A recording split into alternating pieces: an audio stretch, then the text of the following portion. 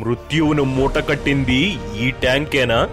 LG polymers సంస్థ ప్రాంగణంలో 2019 June, July, August నెలల్లో, అంటే వైసీపీ ప్రభుత్వం అధికారంలోకి వచ్చిన వెంటనే శరవేగంతో నిర్మాణం జరుపుకున్న ట్యాంక్ ఇది.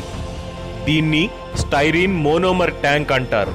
ఒక రకంగా చెప్పాలంటే ఉత్పత్తి విస్తరణ పనుల్లో భాగంగా స్టైరీన్ నిలువ చేసేందుకు యుద్ధ ప్రాతిపదికన సంస్థ ఈ ట్యాంక్ నిర్మాణాన్ని చేపట్టింది. అందుకు ఈ ఫోటోలే సాక్ష్యం. ఏఆర్ఎస్ ఇన్ఫ్రాస్ట్రక్చర్ అనే సంస్థ ఈ ట్యాంకును నిర్మించింది. అయితే ఎల్జీ పాలిమర్స్ సంస్థ తన ఉత్పత్తిని పెంచుకునేందుకు 2018 ఏప్రిల్ 12న అప్పట్లో అధికారంలో ఉన్న తెలుగుదేశం ప్రభుత్వాన్ని కోరింది. అయితే ఇటువంటి పరిశ్రమల కోసం ఆగస్టు 2, 2017లో సుప్రీంకోర్టు సూచించిన భద్రతా ప్రమాణాలు లేనందున తెలుగుదేశం ప్రభుత్వం సంస్థ ప్రతిపాదనను పక్కన పెట్టింది. ఈ విషయాన్ని సంస్థ ఒప్పుకుంటూ 2019 మే 10న అఫిడవిట్ కూడా ఫైల్ చేసింది. తర్వాత వచ్చిన వైసీపీ ప్రభుత్వం రాష్ట్రం తరపున ఎల్జీ పాలిమర్స్ కు పర్యావరణ క్లియరెన్స్ ఇస్తూ జూలై 9, 2019న ప్రతిపాదనను కేంద్రానికి పంపింది.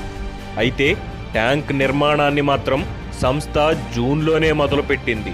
అంటే వైసీపీ ప్రభుత్వం అధికారంలోకి వస్తూనే సంస్థ విస్తరణకు పచ్చజెండా ఊపిందన్నమాట.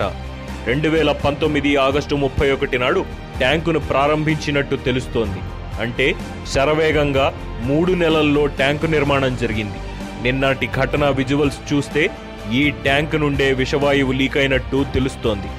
అనుమతులు వచ్చాక చేపట్టాల్సిన నిర్మాణం ముందుగానే, అది కూడా ఆగమేఘాల మీద ఎందుకు జరిగింది? అంటే జగన్ గారి ప్రభుత్వపు కనుసన్నల్లోనే ఇదంతా జరిగిందన్నమాట. ఎవరి స్వార్థం కోసం ఇదంతా?